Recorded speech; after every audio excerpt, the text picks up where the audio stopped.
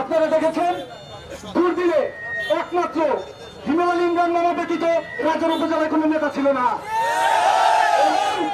আপনারা দেখেছেন দুর্দিন পার হতে না হতে সুদিন আসতে না পেরেও এখন প্রচুর হাইব্রিড রাজার উপজেলায় জন্মে গেছে।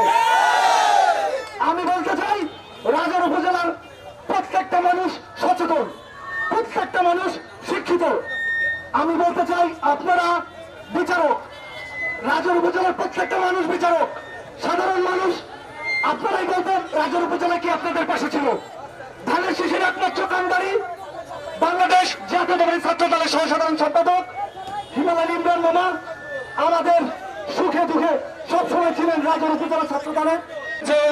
মানুষের মাঝে তুলে ধরেছেন সেই কাঙ্ক্ষিত নেতা হিমেল ইমরান ভাইকে নিয়ে আজকে যে গণ মিছিল মালেবুর 2 আসনে আমরা যাকে মনোনীত করতে চাই, তারপর আমাদের উদ্দেশ্যে একটা কথা বলতে চাই যে আপনার যে 31 দফা 2023 সালে যে 31 দফা দিয়েছেন সেই 31 দফা বাস্তবায়িত করতে হলে যোগ্য নেতার বিকল্প নাই।